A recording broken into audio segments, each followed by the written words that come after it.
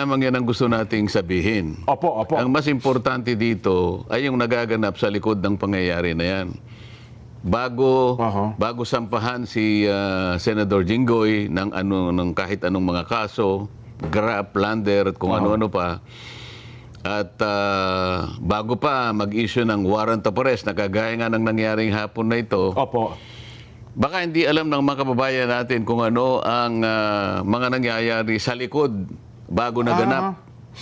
Ang natatandaan ko dyan, Sen, ako, nung nagkaroon po ng botohan kayo sa Senado at nakuha ng grupo po ninyong majority, doon, nung bandang hapon na yon, Sen, ay doon bigla naglabasan ng mga kaso nitong na Senador Jinggoy Estrada na ang sabi niya ay maglalabas daw po ng warrant of arrest, may kinalaman sa kanyang plunder case nung kayo po na ang majority. Kasama Ganun niyo nga. po sa majority. Napansin nyo rin yata Yes yun. po, yes po. Marami na Hindi kapo lamang Sen. si Senador Jinggoy, si Senador Joel, ganun din. Opo. At ngayon, mababasa mo, mukhang nasa preliminary investigation stage na yung kay Senador Cheese. Ayan, At opo. maging ako naman, alam na ninyo, di Ay, ba? opo, oho. Pero pag-usapan muna natin yung kay Senador Jinggoy. Meron ho bang Kaya mga... ako sinasabi na baka hindi alam, kailangan ipaalam natin sa mamamayan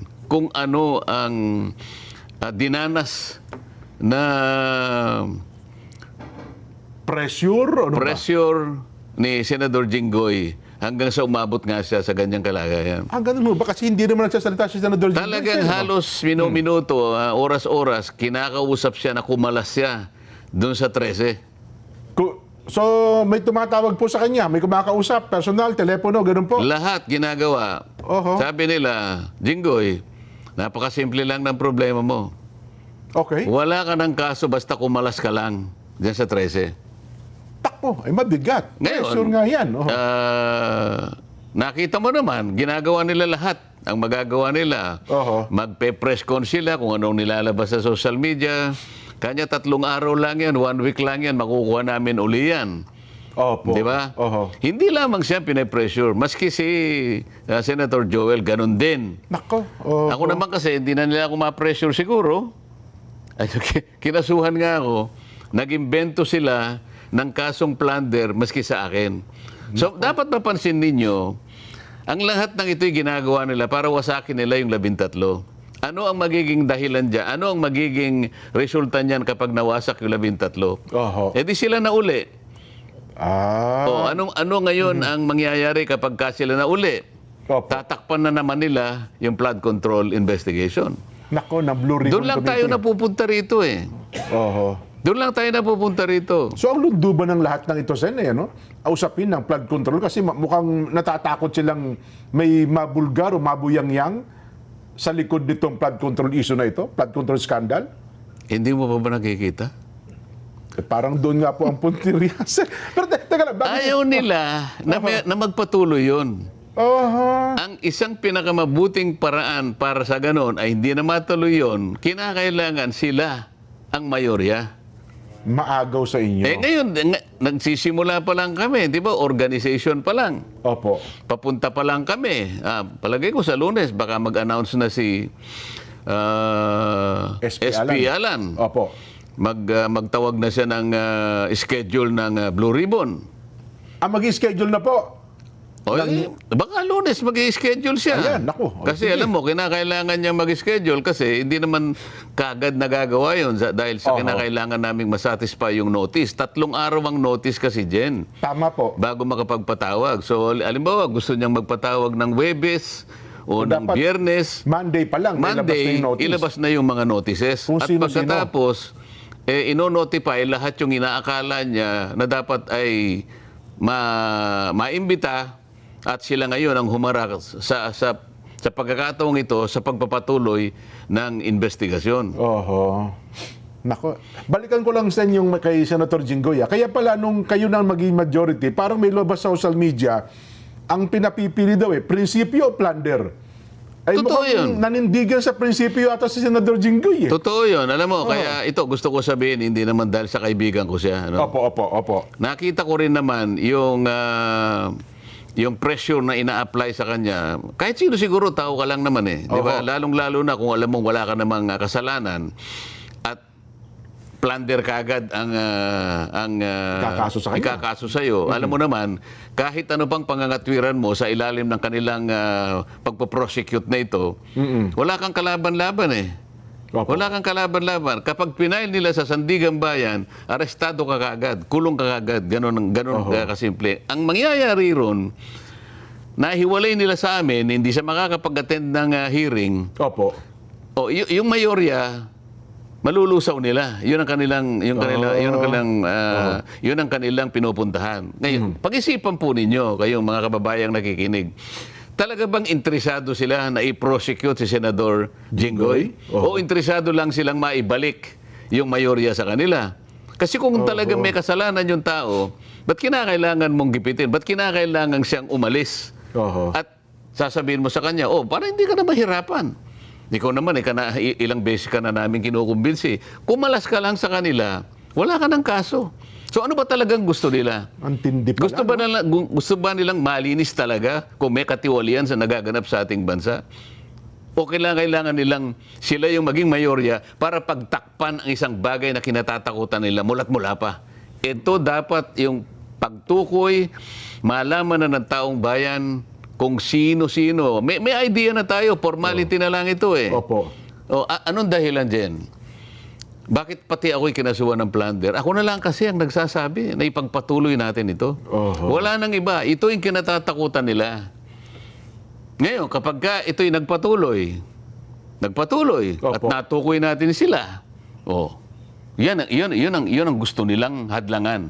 Oho. Yun ang gusto nilang matakpan. Nakita mo naman, nung sila ang mayorya, Opo. nakita mo ba naman, 9 na buwang singkad. Totoo.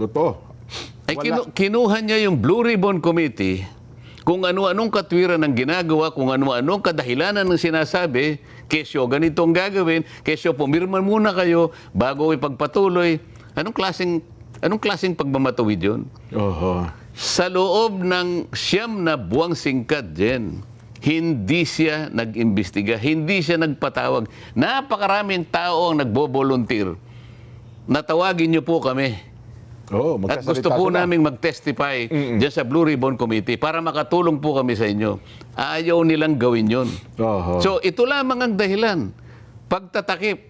At ang pinakamabisang paraan para matakpan yan, kung hindi man gusto nilang patayin kaagad yan, ang issue na yan, sila na naman ang mayorya. Oho. Nako. Ngayon ko na-realize yan, tama pala sabi mo, no? Kung ako si Senador Jinggoy, sa tindi ng pressure na yan, baka babawi din ako. Di ba? Mabigat yun. Wala muna doon sa punto na yon. Kaya gusto kong pag-usapan muna natin itong ginawa sa kanya. May isang bagay pa akong gustong sabihin eh. Opo. Hindi ko akalain na ganun kalakas din ang loob ng taong ito. Yun na nga. Oho. Siguro kung sa iba nangyari ito, napakadali na wag kang magpakulong. Oo naman. O baka sakaling bukod doon, baka may ibigay pa silang pabuya sa iyo. Kung lilipat, ganun lang naman pa. Pero dahil alam niya yung pinaglalaban namin, prinsipyo na po ito. alam niya Oo. prinsipyo yung pinaglalaban namin. Sabi niya, nung isang araw narinig ko siya, magpapakulong po ba kayo pagka magpaparesto kayo? O, sinabi naman niyang maliwanag, if this is the price I have to pay, so be it. Iyon. Oo. So kailangan po malaman ng tao na siya ay talagang nanindigan. Hindi siya kumalas sa amin. Oho. Kahit na siya'y makulong pa, hindi siya lalabas, hindi siya kakalas sa aming grupo na 13 kami. Oho. Well, again, Sen, liwanagin lang natin, hindi natin binabanggit ito, kundi parang kampihan si Senador Jinggoy, para sabihin wala siyang kasalanan, may kasalanan, kundi ang ating binabanggit, yung paninindigan niya doon sa kanyang prinsipyo Yung paninindigan niya, Yun. binabanggit natin sapagkat Opo. alam namin at sinasabi niya sa amin, araw-araw na lang siyang sinasabihan. Sinatawagan, no? Gusto mo pa bang makulong samantalang ito lang ang pakiusap namin sa'yo? Oho. Oh. Ayoko nang banggitin ang mga taong tumatawag sa kanya. Nako. Sinasabi niya sa amin, tuwing magmi-meeting kami, kani-kanina lang, nag-meeting kami uli. Opo. Bago siya pumunta ng Sandigan Bayan para magpiyansa, magkakasama kami uli. Oho. Malungkot siya, bakit hindi? Totoo naman. Oo, Tao ka lang naman eh. Oo. Oh. Ngayon, tingnan mo yung ginawa nila sa akin, Jen. Yan. Opo. Ako, hindi nila ako kinakausap for obvious reason. Di ba? Anong ginawa nila? Hindi nila kayo mapipressure. Nag-invento sila. Oo. Saan ka naman nakakita, Jen? Para sana maintindihan sana ng mas madali. Opo, ng ating mga kababayan. Kasi kahapon, yung assistant ombudsman, na nakita ko siya, nagpa-interview na naman siya sa isang Opo. istasyon ng television, na tinatanong siya, bakit po ninyo, pati si Senator Marcoleta, kinasuhan nyo ng plunder? Oho. Kasi po kahit ako, parang hindi yata yun kasi contribute. Yun ang tanong sa kanya, Yun naman, donasyon ng mga kaibigan niyang Hindi private naman pera funds ng naman gobyerno yan. Tapos sinabi niya, hindi, kasi kahit private funds kasi, kapag yan ay binigay na merong pangako o kung ano mang pabuyang parang ibigay niya dahil meron siyang opisina, ganyan. Sabi nila, sa makatwid kahit po pala pribadong pondo Oo. na kapag may pangako, may ganyan, ano. Oo. Yan po pala'y plunder. Oo, sabi niya gano'n. Mabigat, ano? Oo. Ang nakakapagtaka doon, Jen, wala man lang siyang nasabi kahit konti. Kasi kailangan mong establish ito Siyempre po, establish mo yun. Oho. Kung walang kaugnayan yung pondo doon sa sinasabi mo, baka nag-speculate ka lang, baka inaakala mo lang, baka nangako ito ng kung ano-ano, Oho. na maaaring sa pangako na yon maka-influensya. merong madadamage ang gobyerno Ayan. o madadamage ang serbisyo na para sa mga tao. Oho. Yan ang kasi pagka ganun, corruption yun eh. Ayun, opo. So opo. kinakailangan mong i-establish yung connection nung pagbibigay nila ng tulong sa iyo dahil kampanya kasi ito Jen, ito yung sinasabi ko campaign yan. Noong mga panahon kailangan mong ikonekta. Mhm. Pinakikinggan ko siya, wala man lang siyang masabi na koneksyon. Oho. Pagkatapos, bumalik na naman sa iba. Alam mo, kanya, ang plunder kasi, kaya mas marami yung napagtatalo kami, sabi siya. Mahirap kasi kanyang i-prosecute ang plunder. Kaya, alam mo kasi, pag plunder kasi, corruption yan, katiwalian, Oho. talagang wala kang makitang resibo. Wala kang makitang Walang paper trail. Opo. Ganyan, kasi plunder nga raw, pag Kaya napakahirap corruption. talaga. Opo. Ngayon, ang sinasabi nila, siya inamin niya eh. Siya mismong nagbigay ng katibayan. Sa palatuntunan natin ito, sa Sabi niya, parang admission against interest. Tingnan mo itong mga taong ito. Siguro para sa mga kababayan nating nag-iisip, si Senator Marcoleta, kumandidato ng 2025 election, may kaibigan siya, tumulong sa kanya. Nagkataon kasi yung mga tulong na binigay ay wala pang campaign period. Hindi basta, opo. Pero yung tulong na yon ay sakop ng election period. Ang election period kasi, Jen, ay 1 year before the election. So Yes, isang po. taong singkat yun. Ano? Opo, oo. Pero yung campaign period, magsisimula ng February 11 90 days ata national. hanggang 90 days yan. Opo, 90 days, Hanggang opo. sa ikaw ay manalo na. Ano? Ngayon, so sabi ko, ang trato ko dyan donation kasi wala pang campaign period. Opo. January. Ang campaign period kasi February 11 ang umpisa. Opo, oho. Dapat, kapag binigay during the campaign period, contribution. February 11 Ngayon, pataas. Opo. ito nang submit ako ng SOSE, liwanagin natin para makita ng mga kababayan natin. Doon sa SOSE ko, sinabi ko, ang aking expenditures, yung ginastos ko, Opo, sa kampanya. 112 million pesos. Opo. Okay. Oho. Ngayon, sinisita nila ako, paano ka makakagasta ng 112 million? Tiningnan nila yung SALN ko, yung net worth ko is only 52 million. Mas malaki ang yung ginastos mo. Teka Oo. muna, ito lang ang pera niya. Saan niya kukuha ka ng Ng 112 million. ng 112? Opo. Oho. No, sabi ko, hindi mo na kumikibo nun dahil hindi ko na pinapansin noon di ba? Opo. Nung magpasya na ako mag-explica sa Comelec dahil sa binigyan ako ng parang isang magpaliwanag ka, sabi niya. Opo, ipaliwanag niyo po yung side ninyo. Bakit yun ito? Hinangan ako ng kaukulang pagpapaliwanag. Show cause order ang tawag doon, Jen. Opo. Hindi pinaliwanag ko na na-receive ko po itong donation sa 3 kaibigan na nagkakahalaga ng 75 million. Yes, opo. Sinyasat nilang ganon. sa batas kasi natin, sabi kong ganun, at yun naman ay pinagpasyahan ng Korte Suprema, kapag labas sa sa campaign period, Campaign period, opo. pwedeng donation yon. Okay? Opo. At sabi naman ng Supreme Court sa kanyang pagdidesisyon, hindi pa siya kanya kandidato noon. Ayun. Magiging kandidato lang siya pag magpa-participate siya during the campaign period na. Okay. Opo. So, nung makita ng COMELEC, wala kanya siyang Oh. wala siyang kasalanan dyan. Walang Maayos ang kanyang pagpapaliwanag.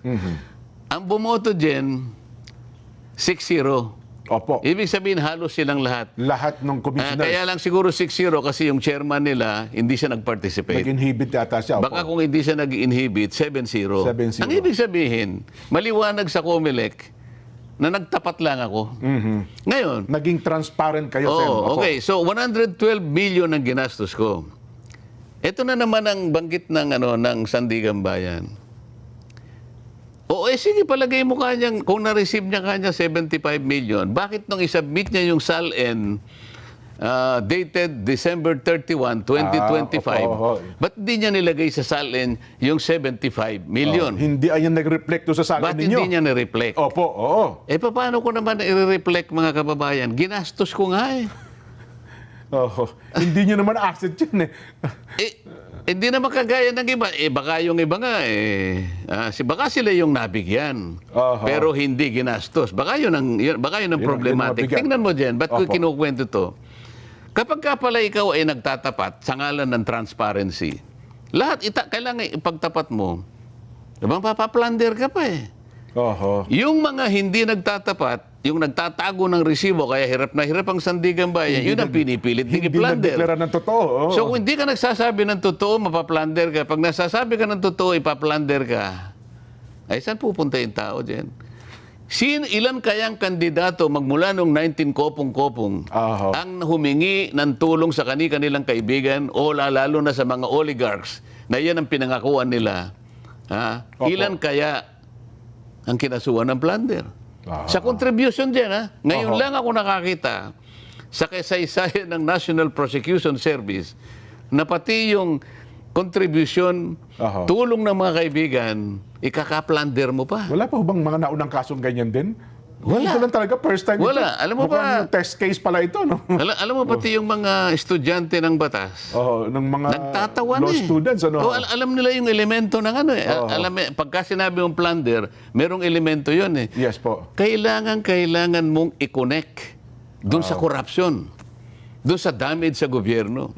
Kunyari may project, may kontratang gobyerno, palagi mong kinukonek doon eh. Oho. Merong may injure na parte ng gobyerno. Oho. Meron kang sa katiwalian na yung kumita ka, Yes. nag-kickback ka, may ill-gotten ka. Pero ng gobyerno Oo. dapat eh. O kaya para naman, ganun. kahit na hindi doon sa paraan na yon, Oho. pero pinangakuan mo na ganito, hindi, kanya tatanggalin natin si ganito. Tatanggalin mo yun, walang kasalanan yun, nagseserbisyo. Oo.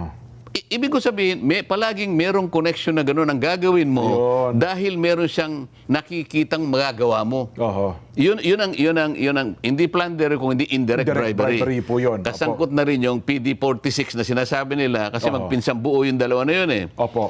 Lahat ng kukunin mo na pabor o ibinigay sa'yo, may kapalit yun. May pangako. no? Dahil sa Ganun. opisina mo. Ngayon, kailangan ipaliwanag natin, ano ba ako nung ako'y kumakandidato na senador Opo. noong 2025 national elections? Ito ako noon.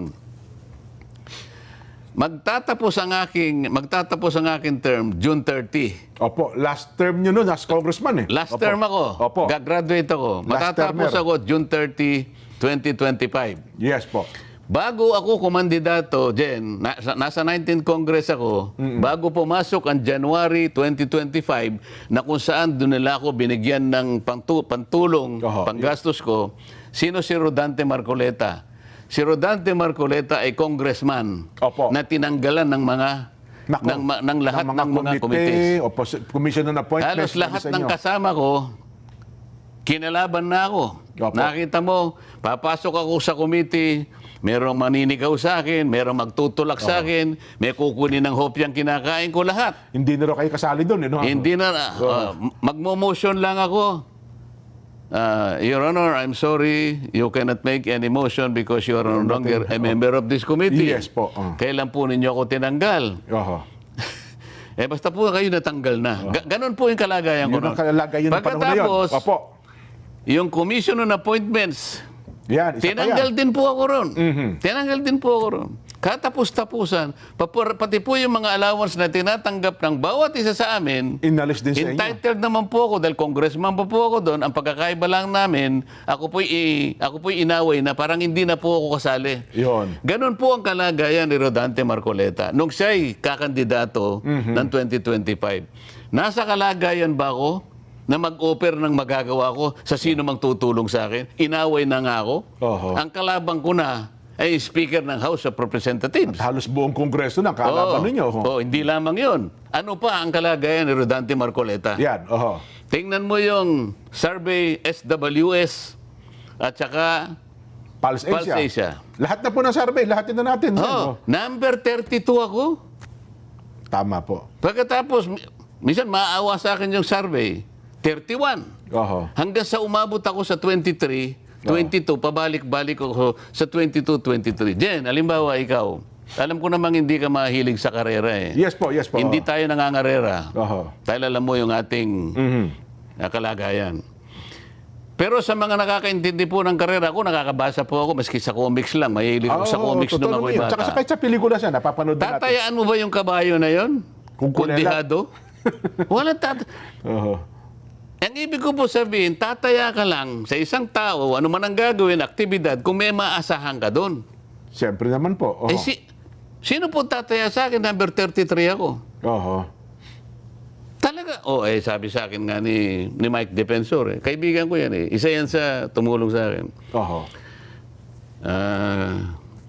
Kung Dante, sabi niya, ako naman gusto kitang manalo talaga, ba't naman hindi? Oo naman, kaibigan niyo yan eh.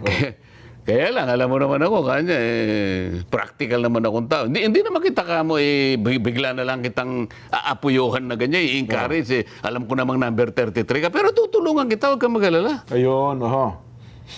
So, Kahit na siguro, di ba, Mike? Pagka ako nanalo, i-recommenda kita sa MMDA. Huwag na, alam ko na hindi ka mananalo.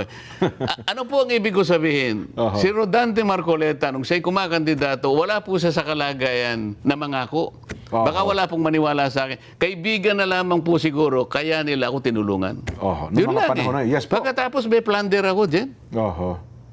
Dililiwanag ko lang kung paano ang gagawin nila para lamang lusawin yung aming bilang para makuha nila ang mayorya. Ito yung punot dulo nito, Doon Jen. talaga uuwisin. Hindi sila tumitigil araw-araw. Oho. Araw-araw, pati yung nangyari nung nakaraang huling araw, nang nag-walkout sila. Oho. So, Ito yung kalagayan namin. Hindi lang si Jinggoy, hindi lang ako, Joel Villanueva, Chis Escudero. Yan, oho. Pipilitin po nilang kunin yung mayorya dahil sa takot nila sa Blue Ribbon. Ito po ang kinatatakutan nila, yung Blue Ribbon Committee. Oho. Naku, marami pang araw yan kasi ang sabi na ngayon, lumalabas na rin po yung another ICC warrant. Pati daw yata si Senador Bongo, baka madami din. Gagawin nila lahat Di ba? yan. Masiguro lang nila. Oho. Masiguro lang nila na makuha nila uli. Bakit napaka-importante po, mga kababayan? Jen, bakit Opo. napaka-importante po na kaagad nilang makuha ang mayorya? Oho. Takot na takot sila sa flood control. Nako. Ito lamang ang kasiguruhan. Mga babayan, sinasabi ko po ito lang ang kasiguruhan para sa kanila, para tuluyan na pong maibaon sa limot ng flood control investigation. Wala na pong iba. Wala pong iba.